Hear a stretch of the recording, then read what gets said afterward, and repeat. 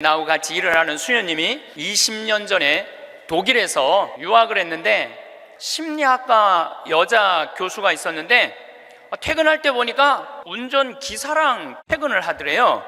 그래서 어떻게 운전기사랑 퇴근을 맨날 하느냐고, 저 사람 내 남편이라고.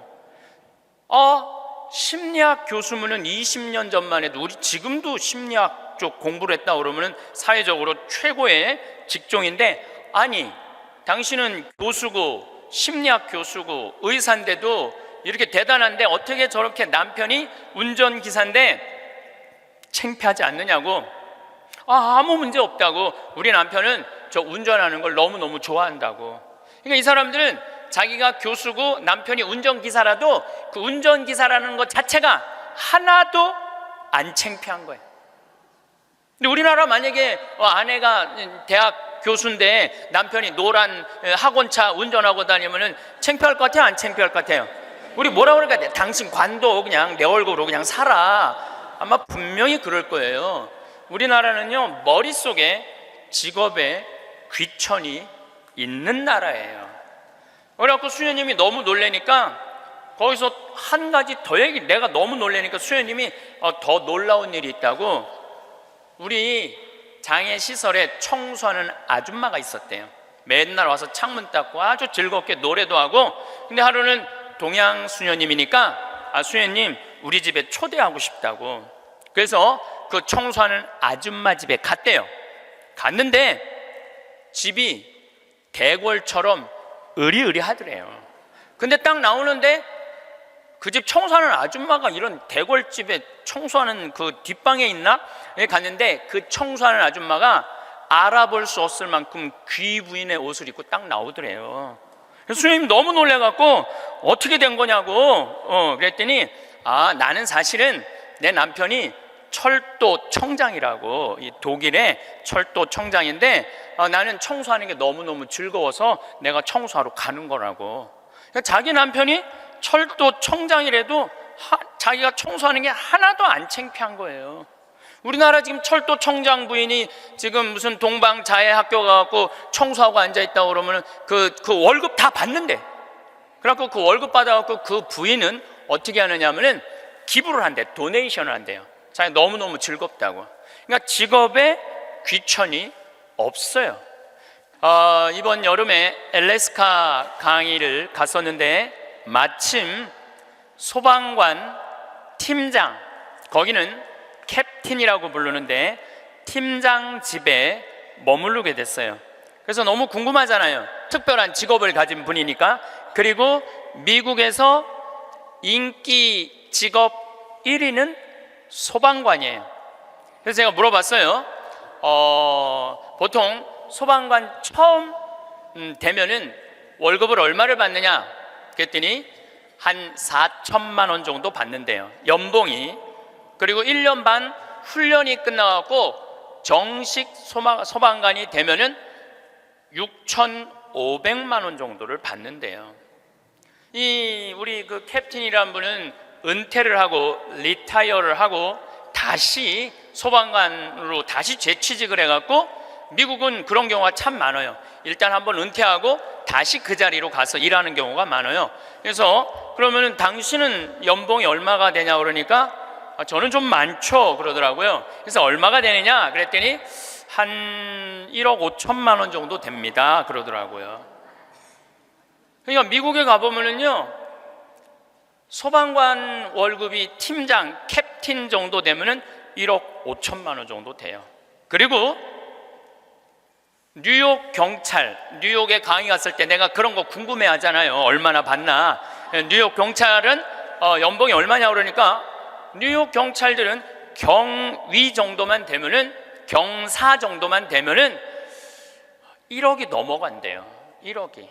그러니까 미국은 소방관, 경찰관, 군인들이 보통 한 5년 정도만 근무를 하면 1억이 넘어가요. 1억이. 우리 알래스카에서 내가 한 일주일 동안 그 집에서 지냈는데 이 캡틴은 요트가 있어요, 집에. 요트. 그리고 그 캠핑카 있죠? 차 안에 침대도 있고 음식도 해 먹을 수 있는 캠핑카도 있고. 그래서 나하고 동갑이에 또 그 친구가 신부님 여행 가자 그래서 정말로 요트도 타보고 캠핑카도 타보고 우리나라의 소방장 정도, 팀장 정도인데 그렇게 행복하게 잘 살고 있더라고요. 근데 우리나라 소방관은 정식적으로 소방관 합격을 해갖고 임명을 받으면은 첫 월급이 얼마냐면은 140만 원이에요. 사람의 생명을 이렇게 건지는 소방관들이 연봉이 이런 거 저런 거 다 따져서 한 2,500, 많을 때는 3,000만 원밖에 되지 않습니다. 우리는 직업에 귀천이 없다고 이야기합니다. 그런데 제가 소방관들의 삶을 조금 들여다보니까 직업에 귀천이 있더라고요.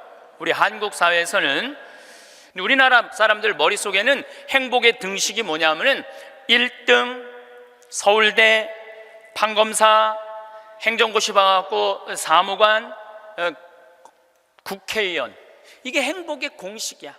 그래서 막 청소를 한다든가 소방관을 한다든가 경찰관을 한다든가 그런 거. 그리고 실질적으로 월급도 어떻게? 아주 적고, 우리나라 국회의원들은 1년에 월급이 한 1억 한 3천만 원 정도 돼요. 1억 3. 그런데 뭐 보좌관 또 뭐 운전기사 뭐 다 하면은 한 국회의원이 얼마를 쓰냐면 7억을 써요. 7억을 써요. 한 국회의원들이 어마어마하게 쓰는 거죠.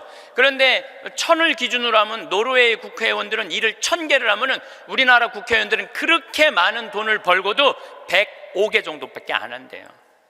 돈은 돈대로 벌고 일은 하지 않는 거죠. 그래도 오늘 저 국회 내년 예산안 통과한 거 보니까 마음이 좀 편하네요. 몇 년 동안 제 나라 통과한 적이 없거든요. 오늘은 내가 아침에 뉴스를 보고 그래도 밥 먹을 자격이 있구나 이런 생각이 들었어요. 오늘은. 근데 여러분들, 앞으로 우리나라는 공부 잘한다고 행복한 시대는 갑니다. 이제 제가 왜 그런 시대가 가는지 말씀을 드릴게요. 10년 전만 해도 우리나라는 대학 입학생이 1년에 60만 명이었어요. 60만 명. 근데 2020년에는 대학 입학생들이 1년에 몇 명이냐면 30만 명으로 줄어들어요. 그러면 지금 우리나라 대학이 한 400개 되는데 2020년부터는 대학이 어떻게 줄어들 것 같아요? 300개, 200개 줄어들어요.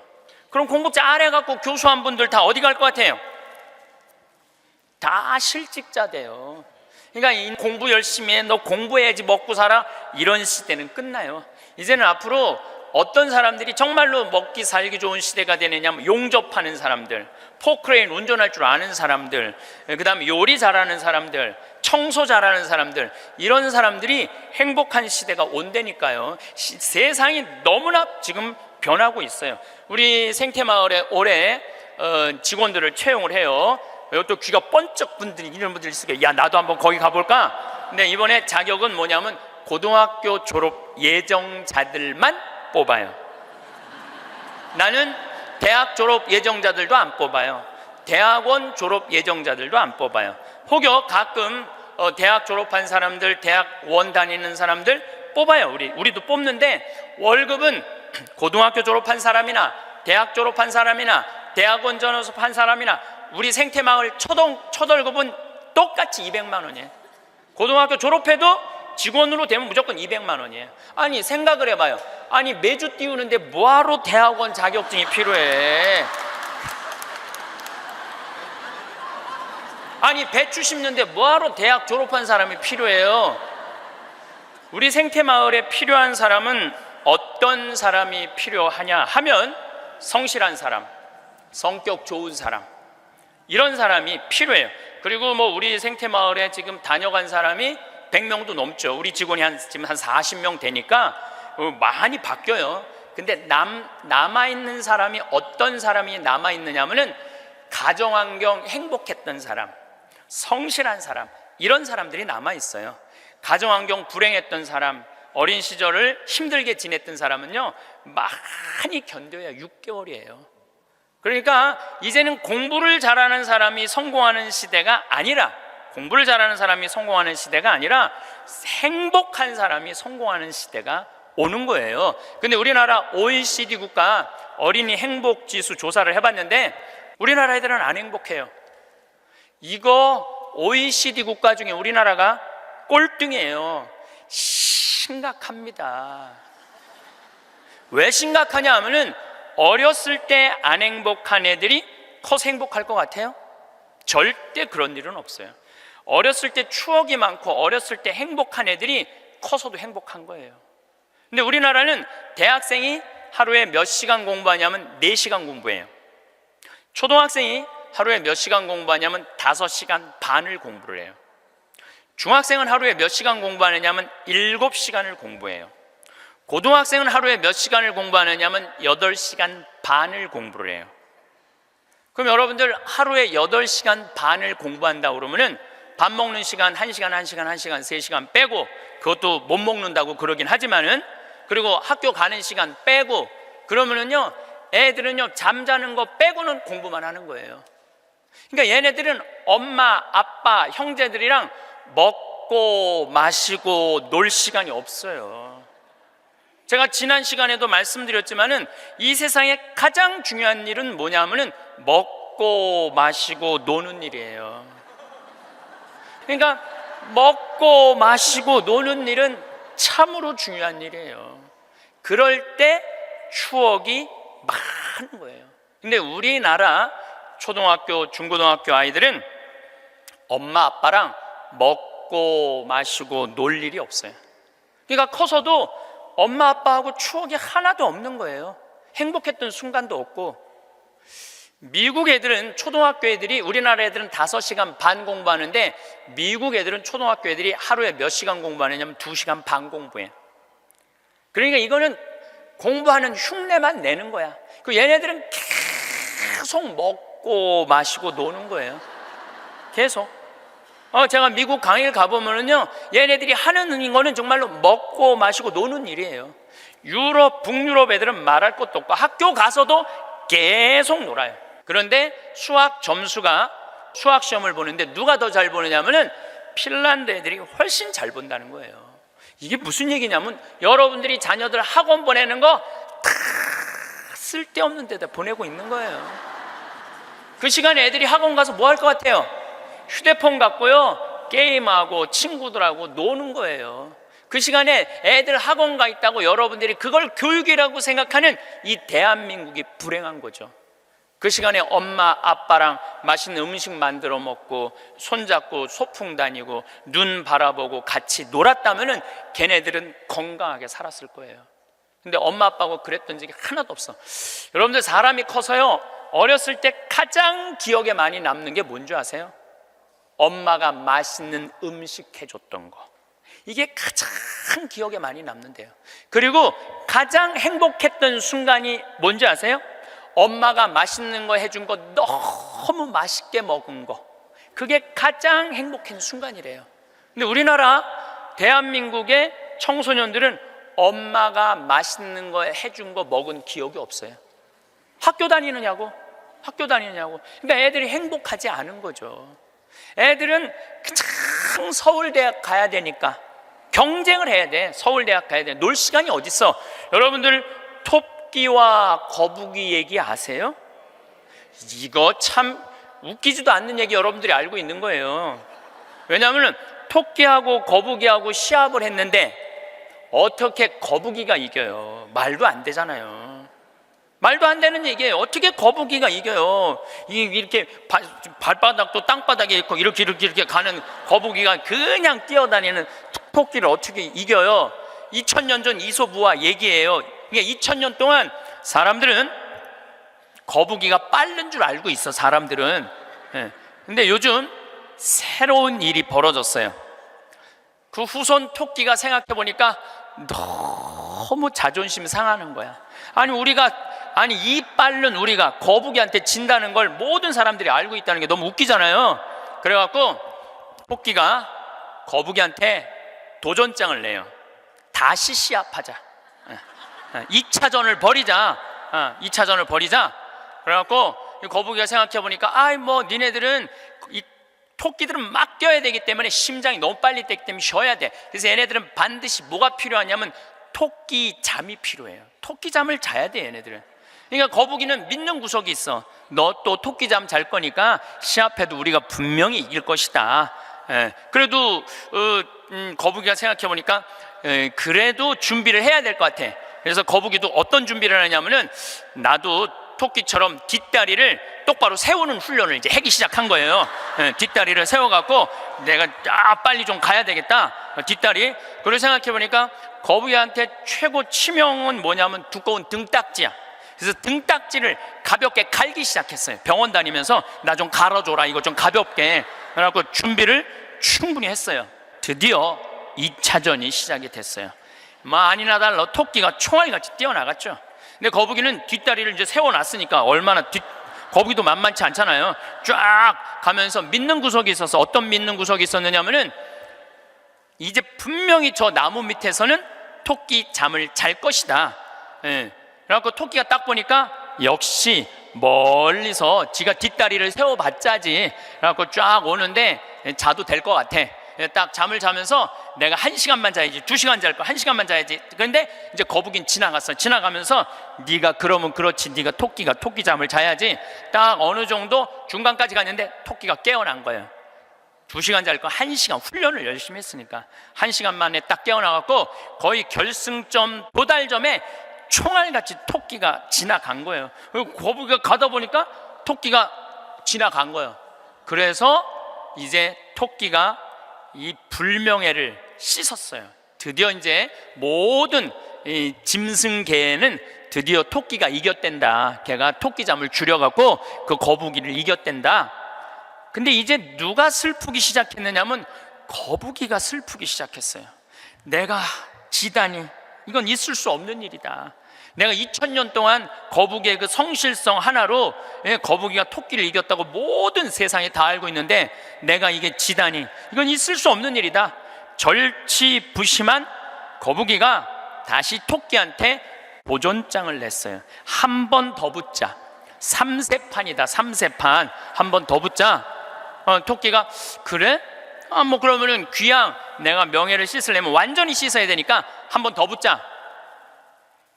이번에 거북이는 아무리 생각해도 뒷다리 갖고는 안 될 것 같아. 앞다리까지 세우는 훈련을 한 거야. 이거를 이렇게 똑바로 세우는 훈련을 한 거야. 그래갖고 정말 피나는 훈련을 해갖고 근육을 다 세웠어요. 그리고 생각해보니까 이 등딱지는 갈아서 될 게 아닌 것 같아.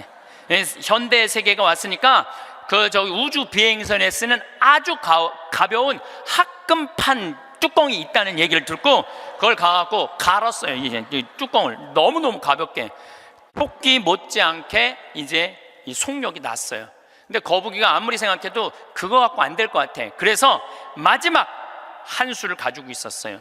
분명히 토끼가 저 나무 밑에서 잘 거니까 저 나무 밑에 수면제를, 분말가루를 설치를 해둬갖고 리모컨으로 터트리면은 완전히 내가 보낼 수 있다. 비장의 카드까지 준비해놓고 이제 도전장을 내민 거죠.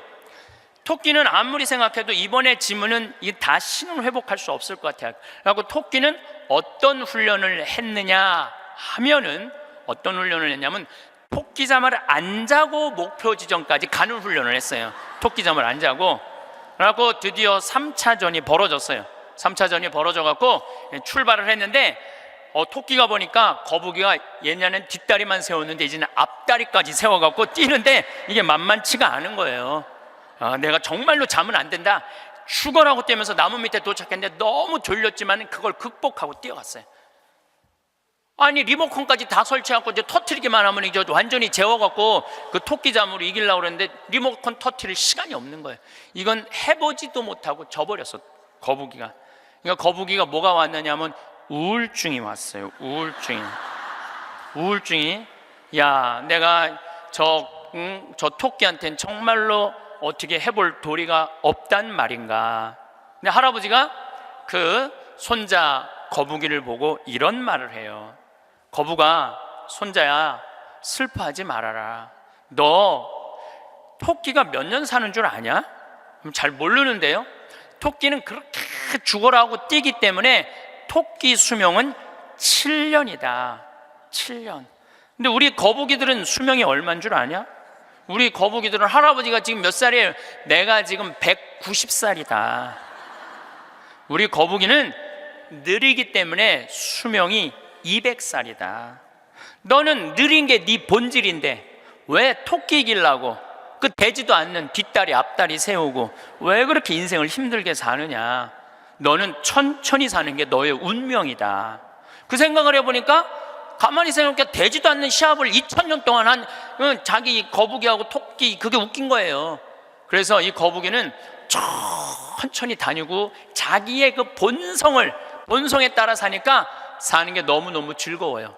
그러니까 느린 게 빠른 것보다 훨씬 좋구나. 빠르면 7년밖에 못 사는데 느리니까 200년을 사니까 아무리 토끼가 빠르면 왜 빨리 죽는데. 그런데 지금 대한민국은 우리 자녀들을 거북이로 안 키우고 뭘로 키우냐면 토끼로 키우고 있어요. 토끼로 7년밖에 안 살릴 생각을 하고 토끼로 키우고 있어요. 그렇게 가장 큰 희생자가 된 사람이 누구냐면은 사도세자예요. 여러분도 사도세자 얘기 알죠? 네, 사도세자가 언제 죽었느냐면 1762년 이모년에 5월 13일 날 뒤주에 들어가고 8일 동안 있다가, 그런데 이 사도세자는 아버지가 영조인데 딱 40이 넘어서 아들 하나를 얻어요. 이게 바로 이선, 정조는 이산, 정조의 아버지인 사도세자의 진짜 이름은 이선이에요. 사도세자는 죽고 난 다음에 영조가 불러준 이름, 슬픔을 생각해라, 생각살자 슬플도자, 그래갖고 사도세자고 진짜 이름은 이선이에요. 그러니까 40이 넘어서 아들을 하나 얻었으니까 이 영조는 이 아들이 너무너무 귀했던 거야. 그래갖고 2살에 사도세자 책봉을 해요. 근데 얘가 얼마나 똑똑했느냐 하면은 2살 때 왕자라는 한자를 보고 아버지가 이게 무슨 자냐 그러면 아버지를 가르쳤어요. 이게 아버지 자다, 왕자를 보고. 세자짜리를 보고 이거는 무슨 자냐, 이건 나다. 2살짜리가 5살 때 효경을 줄줄줄줄 외워요. 영조라는 임금은 공부하기 너무너무 좋아했던 임금이거든요. 그러니까 이게 진짜 똑똑한 놈 만들어 보겠다고, 똑똑한 놈 만들어 보겠다고 선생을 몇 명을 들이냐면 20명을 들여요. 그래갖고 아침, 점심, 저녁으로 가르치는 거야. 계속 가르치는 거야. 그리고 이제 시험을 아버지가 나와서 보는 거예요. 너 사서삼경에 이게 무슨 뜻이냐? 그러면 20명이 둘러있고 5살, 6살짜리가 까먹을 수도 있잖아요. 그러면 대답을 못하면은요, 영조가 눈을 부라리면서 이놈 그것도 모르느냐고 세자를 업고 다니는 내시를 때리는 거예요. 대신 맞는 거야. 그러니까 여러분도 어린아이가 생각을 해봐요. 내가 문제 하나 못 맞히면은 얼마나 이 스트레스를 많이 받아요. 그걸 보고 이 사도세자는 너무너무 무서웠던 거야, 아버지가. 그런데 딱 12살이 되면서 사도세자는 공부하기가 싫어요. 그래서 이때부터 책만 보면 머리가 지끈지끈 아픈 거예요. 그러니까 조기 교육의 최고의 희생자는 누구냐면은 사도세자예요. 그러니까 아버지는 공부를 가르치는데 아들은 공부하기가 싫은 거야. 그리고 얘가 키가 엄청나게 커요. 사도세자가 세자 그래갖고 나만큼 조그만 줄 아는데 키가 1m 막 80대고 청룡도를 휘두를 정도로 힘이 좋았다는 거. 관우가 청룡도를 휘두르고 그랬다는 거예요. 말도 잘 타고 화살도 잘 쏘고. 근데 아버지는 그게 너무너무 싫었던 거야, 그렇게 하는 게. 그래 아버지하고 점점 갈등을 일으키면서 나중에 무당하고도 살고 비구니 스님하고도 살고 도저히 아버지가 컨트롤할 수 없을 정도로. 엄마도 해경궁 홍씨도 자기 남편을 컨트롤할 수 없어요. 이게 사도세자의 슬픔이에요. 이게 조기교육의 희생자예요. 조기교육의 희생자. 그런데 이 사도세자도 내가 보기엔 딱 7년 만에 돌은 거야. 토끼처럼 7년 만에 돌은 거예요. 근데 여러분들도 초등학교 1학년 때부터 애들 어떻게 해요? 영조가 20명 선생 된 거나 여러분들이 학원 애들 10개, 12개 보내는 거나 다를 바 하나도 없어요. 그러면은 언제까지가 애들이 엄마가 시키는 대로 따라하느냐면 중학교 1학년 때까지는 딱 시켜요. 해요. 근데 딱 그 7년이 지나고 나면 애들 눈빛이 쫙 꺾어지기 시작해요. 예. 중학교 2학년만 되면은 눈빛이 싹 돌아가기 시작해요. 근데 여러분들 이게 웃을 일이 아니에요. 한둘이 아니에요. 참 많아요. 그럼 이때부터는 엄마도 컨트롤이 안 되는 거예요. 아버지도 컨트롤이 안 되는 거예요. 그리고 얘는 행복했던 순간이 하나도 없었던 거야. 행복했던 순간이 없기 때문에 이때부터는 엄마한테 소리 지르고 물건 던지고 자식이 무서워서 벌벌벌벌 떠는 부모들이 참 많습니다. 그럼 얘가 만드는 장본인이 누구예요? 엄마들이에요. 엄마들이 얘를 만드는 거예요. 이제 애가 이렇게 뛰고 저렇게 뛰면 나한테 데리고 와요. 그러면 얘네들 눈빛이 싹 돌아간 걸 내가 봐요. 그럼 상담을 해보잖아요. 그럼 걔네들이 나한테 하는 얘기가 자기는 초등학교 때 자기 자유시간이 하나도 없었다는 거예요. 자유시간 하나도 없이 엄마가 이 학원 가라면 저 학원 가고 저 학원 가고 저라고, 그래서 자기 미치겠다는 거예요. 막 속에서 불이 일어난다는 불. 이 사도세자가 뭐라 하냐면 자기 속에서는 울화증이 일어났다. 울화증이.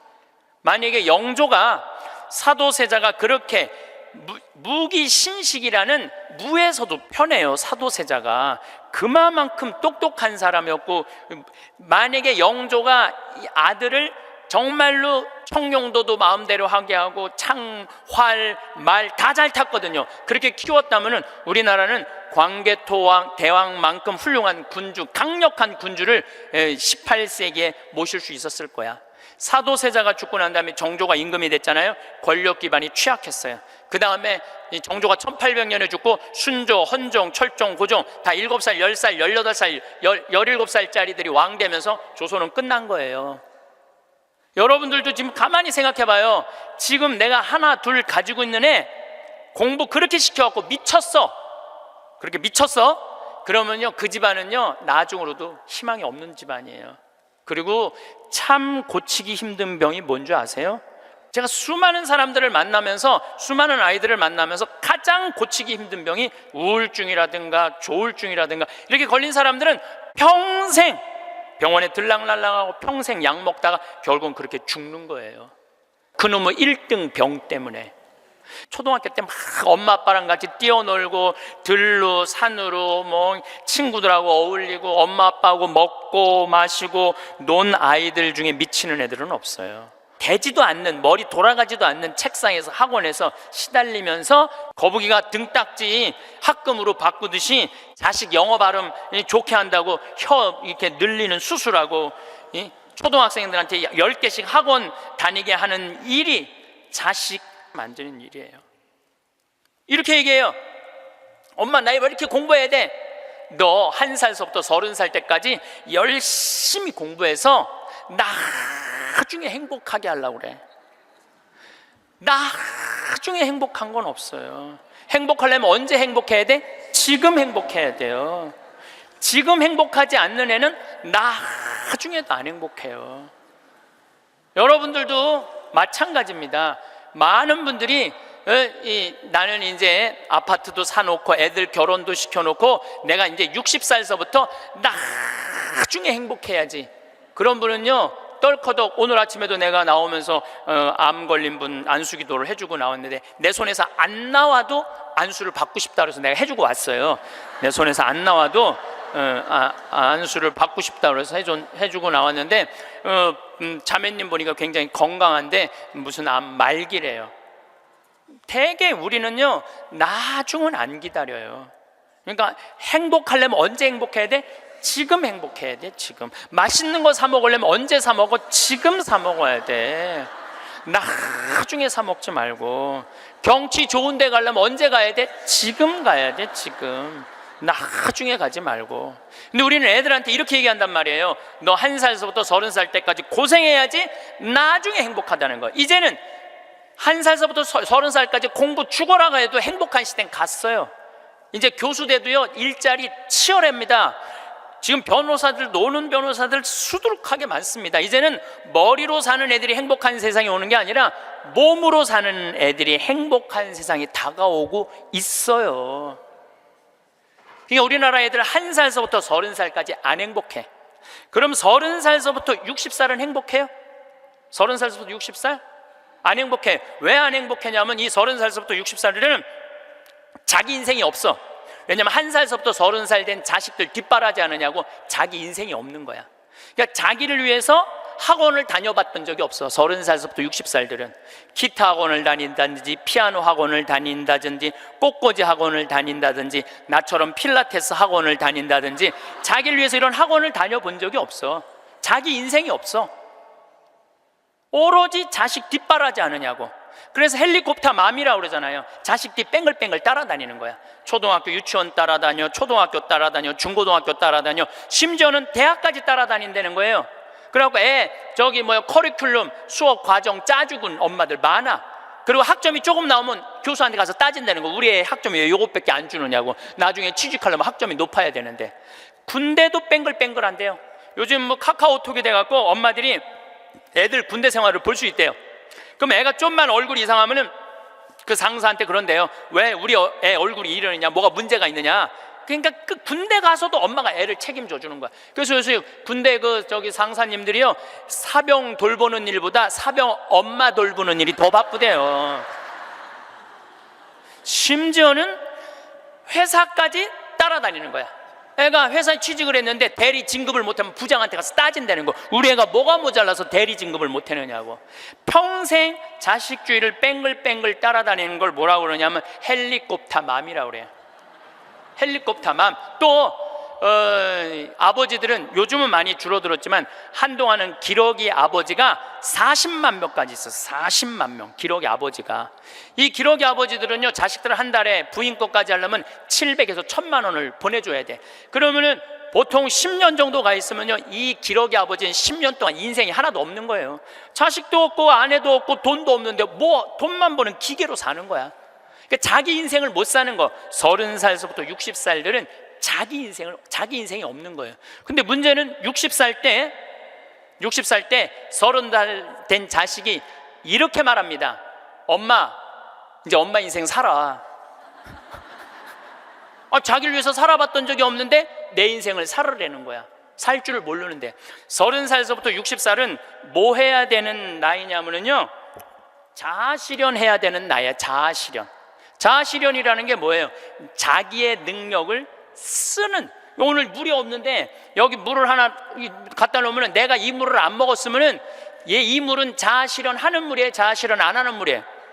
자아실현 안 하는 물이에요. 내가 먹어줘야지 자아실현이 되는 물이에요. 자아실현이 되는 물이에요.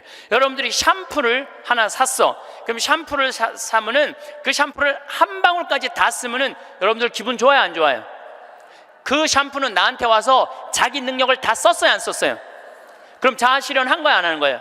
자아실현 한 거죠. 내가 요즘 목욕 가방에 샴푸 하나 다니는데 요만큼 남았어. 그 짜서 쓸 때마다 기분이 너무 좋아요. 너 이제 자아실현 다 돼가는구나. 이제 자기 능력 다 썼으니까. 우리 사제관에 개가 한 마리 있어요. 문수라는 개가 있는데 얘가요, 딱 사제관에 도착하면은요, 총알같이 튀어나와요, 자기 집에서. 그리고 요만한 개가 내 가슴까지 뛰어 올라와요. 그리고 놀라운 거는요, 얘가 사제관에 신부들이 오면 안 물고 안 짖어요. 근데 여자들만 오면은 잡아 먹을 듯이 짖어요, 진짜로. 그리고 막 엉덩이고 허벅지고 다 깨물어요. 얘 자아실현 하는 게 자아실현 안 하는 게예요. 자아실현 하는 게예요. 근데 우리나라 30살서부터 60살 된 많은 분들은 자기 능력을 안 써요. 자기 능력을 안 쓰고 자식만을 위해서 살아요. 근데 60살서부터 엄마 인생을 살려고 그러면은 자기 능력이 뭔지를 모르는데, 그러니까 사는 게 재미가 하나도 없는 거야. 사는 게. 인생은요, 재미있어야 돼. 의미가 있어야 돼. 이 두 가지가 같이 가야 돼. 재미와 의미가 같이 가야 돼.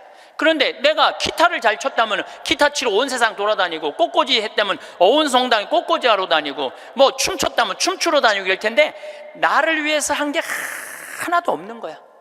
그러니까 사는 게 재미가 없는 거야. 60살서부터 100살까지. 나는 어제도 우리 직원이 저녁에 이제 대전에서 강의 끝나고 들어갔는데, 고등학교 졸업하고 군대 갔다 와서 대학교 다니다 때려치고 우리 집에 왔어요. 내가 이렇게 물어봤어요. 이리 와봐라, 너 오늘 이 강의 준비하면서 네가 지금 대학교 4년을 다녔으면 얼마를 대학에다가 쏟아 넣을 것 같아? 1억 쏟아 넣는데 1억 쏟아 넣지? 근데 너 이제 대학 안 다니니까 1억은 이제 모아놓은 거 아니야? 그럼 그 1억 너한테 안 쏟아놓으면 엄마는 그 돈 갖고 뭐 할 것 같아? 엄마는 노후대책연금 붓겠죠. 그래, 엄마는 노후대책연금 붓고 넌 1억 저축하고 벌써 니네 집은 2억 벌은 집이다. 대학을 안 다니면 안 다닐수록 돈을 버는 거다. 근데 너 지금 내가 이번에도 월급을 한 1년 안 됐는데 3, 40만 원 올려줬어요. 우리는 5년만 근무하면 무조건 300만 원씩 받을도록 내가 해주는 거예요. 그럼 너 지금 5년, 4년 근무하면 너 1억 모은다. 기숙사에서 먹고 자고 쓸 일도 없고, 거기는 해만 떨어지면 돈 쓸 데도 없어요.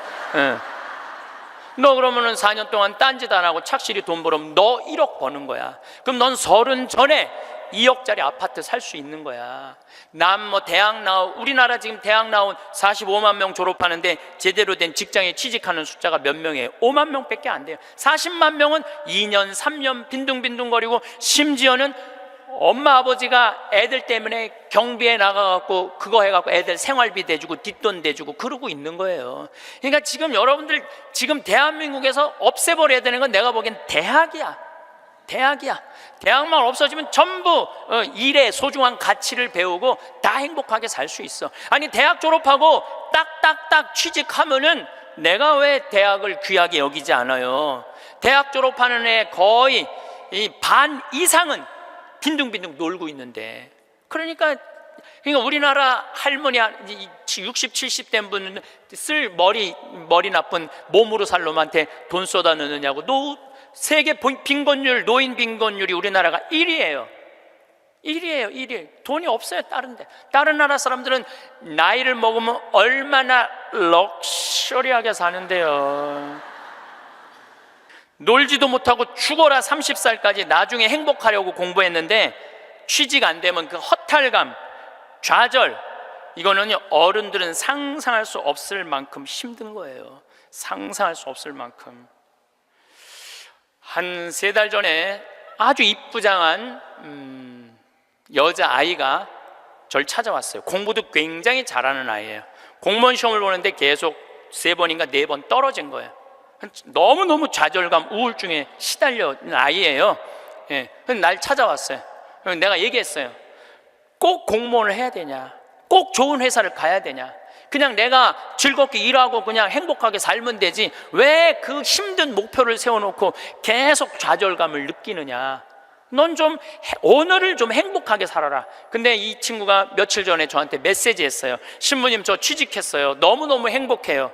눈높이를 조금만 낮추면 우리는 지금 행복할 수 있는데 항상 나중에 행복하려고 눈높이를 너무 높여갖고 그것도 못하고 이것도 못하고 저것도 못하는 거예요. 기도, 자녀를 위한 기도 바치겠습니다. 주님, 나를 고쳐주소서.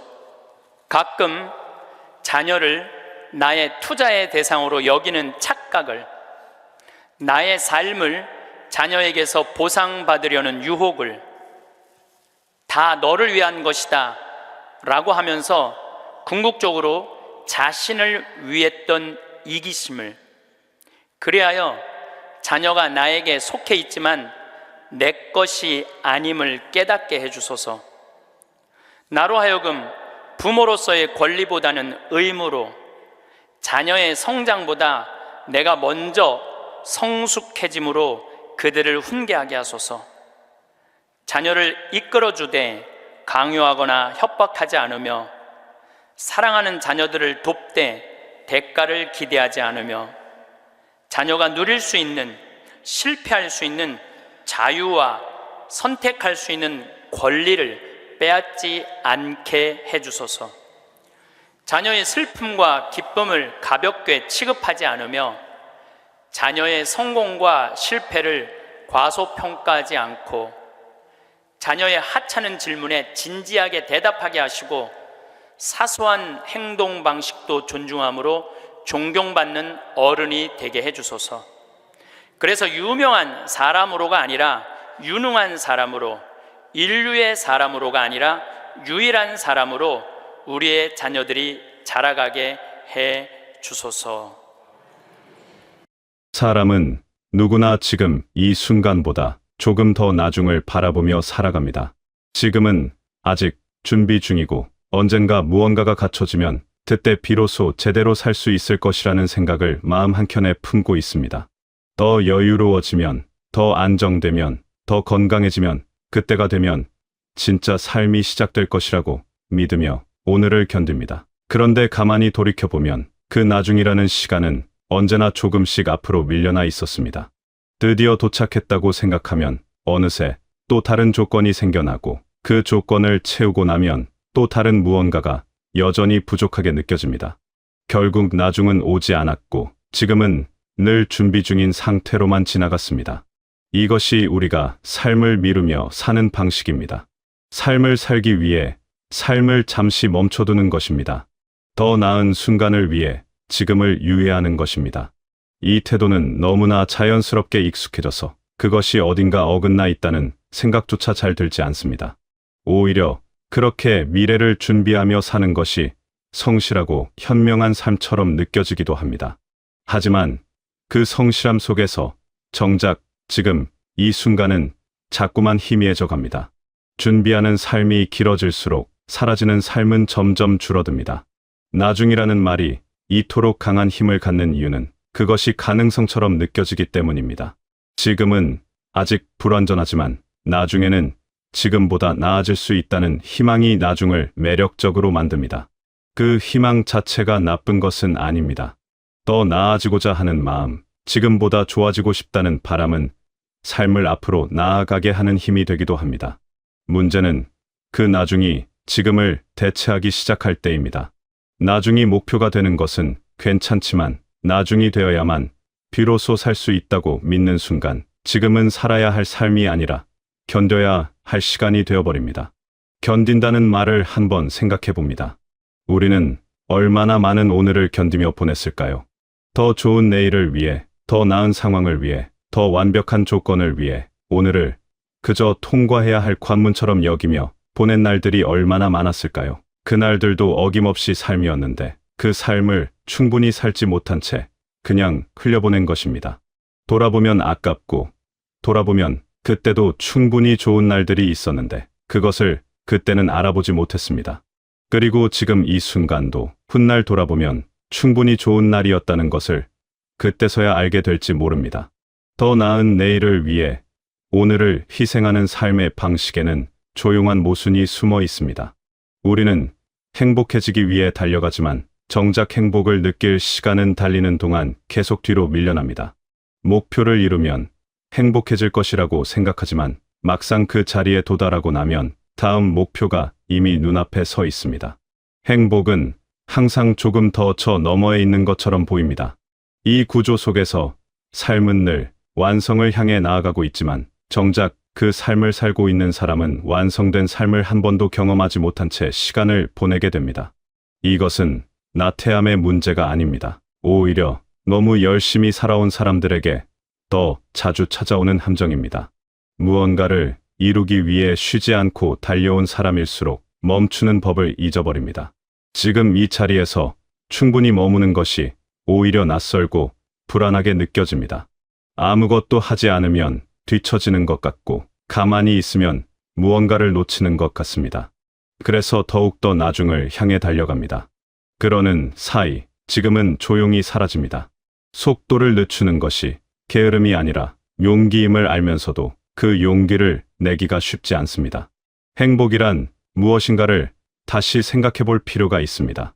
우리가 오랫동안 믿어온 방식은 행복이란 어떤 상태가 완성된 뒤에 주어지는 보상이라는 것이었습니다. 충분히 갖추어지면, 충분히 이루어지면 그 대가로 행복이 찾아온다는 생각입니다. 노력의 결과로 얻어지는 것, 조건이 맞아떨어질 때 비로소 허락되는 것이 행복이라고 여겨왔습니다. 그 생각이 틀렸다고 말하기는 어렵습니다. 무언가를 이루었을 때 느끼는 기쁨과 뿌듯함은 분명히 존재하니까요. 하지만 행복의 전부가 그것일 수는 없습니다. 행복은 그런 방식으로만 오지 않습니다. 행복은 완성의 순간에 도착하는 것이 아니라 지금 이 순간을 어떻게 받아들이느냐에 따라 달라지는 감각에 가깝습니다. 그것은 크고 특별한 순간에만 찾아오는 것이 아니라 아주 평범하고 조용한 일상 속에서도 충분히 깃들 수 있습니다.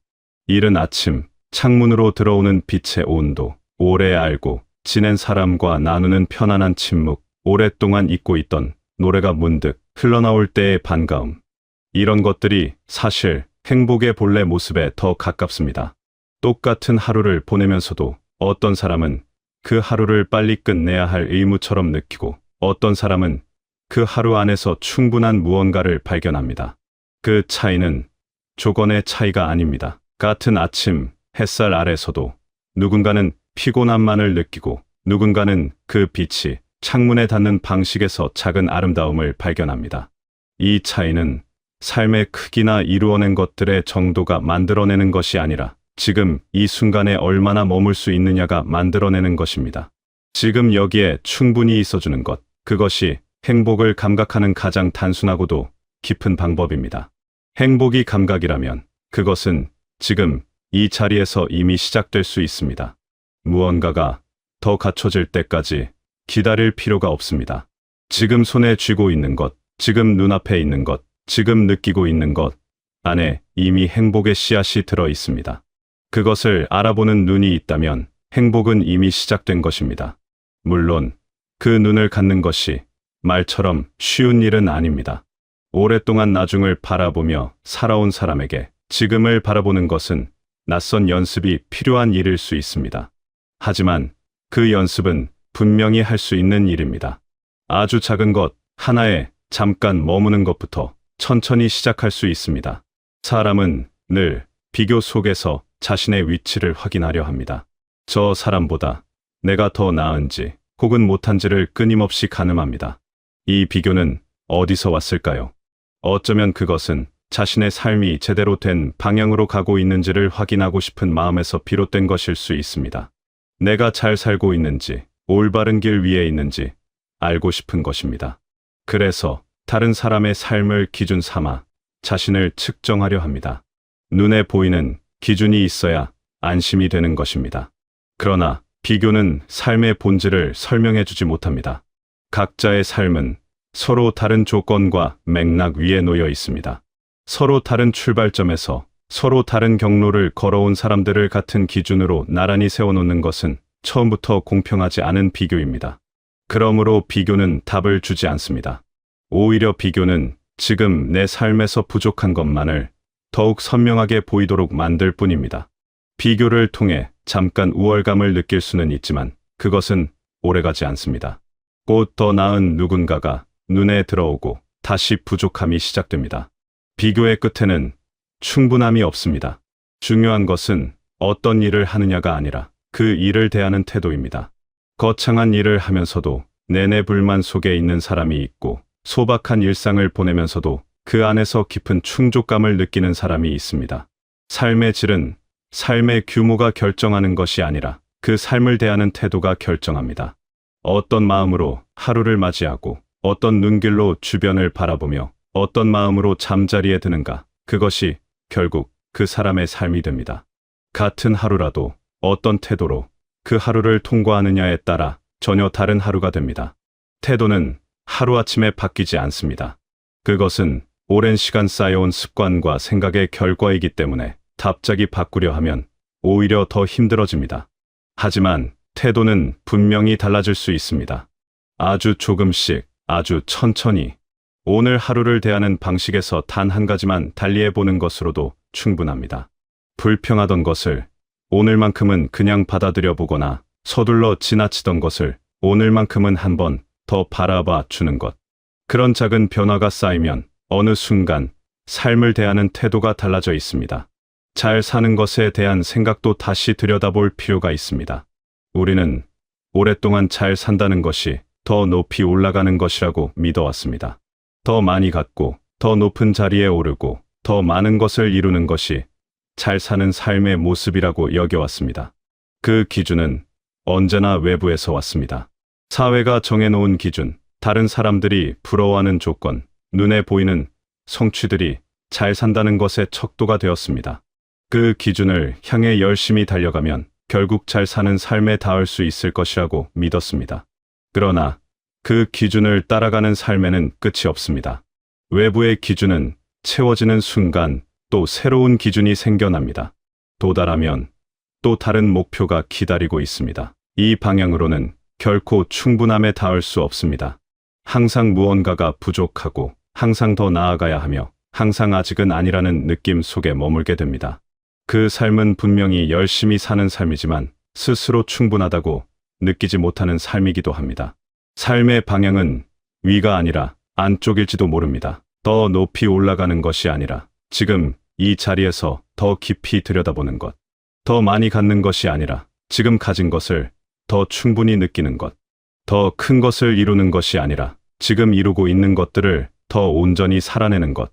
그것이 진짜 잘 사는 것에 가까울 수 있습니다. 스스로 납득하는 삶, 스스로 충분하다고 느끼는 삶, 그 삶은 외부의 기준과 상관없이 이미 완성에 가깝습니다. 사람을 가장 지치게 만드는 것은 일이 아닙니다. 일은 힘들지만 그 안에서 보람을 느낄 수도 있습니다. 사람을 진짜로 지치게 만드는 것은 시선입니다. 다른 사람들이 나를 어떻게 볼 것인지, 어떻게 평가할 것인지에 대한 끊임없는 의식이 삶을 무겁게 만듭니다. 이 시선에 대한 의식은 너무나 깊이 자리 잡고 있어서 그것이 자신의 진짜 생각인지 타인의 기준이 내면화된 것인지조차 구분하기 어려울 때가 있습니다. 내가 원해서 하는 것인지, 보여주기 위해 하는 것인지 경계가 흐려집니다. 어떻게 보일지를 먼저 생각하면 하고 싶은 것보다 해야 할 것들이 먼저 보입니다. 진짜 자신이 원하는 것보다 남들이 바람직하게 여기는 것들이 우선이 됩니다. 그렇게 살아가다 보면 어느 순간 자신이 무엇을 좋아하는지, 무엇을 원하는지조차 잘 모르는 상태가 됩니다. 좋아하는 것을 오래 들여다보지 않으면 그것은 점점 희미해집니다. 원하는 것을 오래 묵혀두면 그것이 무엇이었는지조차 기억이 나지 않게 됩니다. 그 시선에서 한 걸음만 물러날 수 있다면 비로소 자기 자신이 보이기 시작합니다. 남들의 눈이 아닌 자신의 눈으로 자신의 삶을 바라보는 순간 그 삶은 완전히 다른 모습을 드러냅니다. 타인의 평가와 상관없이 스스로 좋다고 느끼는 것들, 아무도 알아주지 않아도 혼자서 충분히 기쁜 것들, 그런 것들이 다시 눈에 들어옵니다. 그것들이 사실은 삶의 가장 소중한 부분이었다는 것을 그제서야 알게 됩니다. 삶은 매 순간 선택의 연속입니다. 아침에 눈을 뜨는 순간부터 잠자리에 드는 순간까지 크고 작은 선택들이 하루를 만들어 갑니다. 그 선택들 중에는 대단히 중요해 보이는 것도 있고 너무 사소해서 선택이라고 부르기도 민망한 것들도 있습니다. 하지만 그 작은 선택 하나하나가 모여 하루가 되고 그 하루들이 쌓여 한 사람의 인생이 됩니다. 거대한 결정 하나가 삶을 바꾸는 것이 아니라 매일 반복되는 작은 선택들이 삶의 방향을 조금씩 다르게 이끌어 갑니다. 어떤 마음으로 아침을 시작할지, 오늘 누구와 어떤 이야기를 나눌지, 지나치던 것을 오늘은 한 번 더 바라볼지, 무언가에 감사할지 아니면 불만을 품을지, 이런 작은 선택들이 삶의 결을 만들어 갑니다. 그리고 각자의 삶은 서로 다른 조건 위에서 펼쳐지기 때문에 그 선택도 서로 비교될 수 없습니다. 어떤 선택이 더 옳은지를 따질 것이 아니라 지금 내가 어떤 선택을 하고 있는지를 들여다보는 것이 중요합니다. 그 선택이 나를 지금 이 순간에 더 가까이 데려다주는 선택인지 아니면 또 다시 나중으로 미루는 선택인지를 느껴보는 것입니다. 삶은 언젠가 완성되는 것이 아닙니다. 삶은 지금 이 순간에만 존재합니다. 나중에 더 좋아지면 그때 제대로 살겠다는 생각은 사실상 지금을 삶으로 인정하지 않겠다는 말과 같습니다. 하지만 나중이라는 시간은 늘 지금의 형태로만 옵니다. 내일이 오면 그날도 오늘이 되고 모레가 오면 그날도 오늘이 됩니다. 우리가 실제로 살 수 있는 시간은 언제나 지금뿐입니다. 그러므로 지금을 살지 못하는 사람은 어느 때에도 삶을 살지 못하는 것과 같습니다. 지금을 살아내는 것, 지금 이 순간에 충분히 머무는 것, 지금 눈앞에 있는 것에 진심으로 함께하는 것. 이것이 삶을 실제로 경험하는 유일한 방법입니다. 완벽하게 준비된 상태가 아니어도 괜찮습니다. 모든 조건이 갖추어지지 않아도 괜찮습니다. 지금 이 모습 그대로, 지금 이 자리에서, 지금 이 순간을 충분히 살아내는 것. 그것으로 충분합니다. 이 인생은 어디에 도착하느냐가 아니라 지금을 어떻게 통과하고 있느냐에 달려 있습니다. 지금까지 수많은 순간들을 살아오셨습니다. 그 시간 속에는 자랑스러운 날들도 있었고 힘겹게 버텨낸 날들도 있었을 것입니다. 기쁘고 따뜻했던 기억도 있고, 돌아보면 안타까운 기억도 있을 것입니다. 그 모든 순간이 여러분의 삶입니다. 잘 이루어진 것만이 삶이 아니라 넘어졌다가 다시 일어선 것도, 잃었다가 다시 찾은 것도, 혼자서 조용히 감당해낸 것도 다 여러분이 살아온 삶의 일부입니다.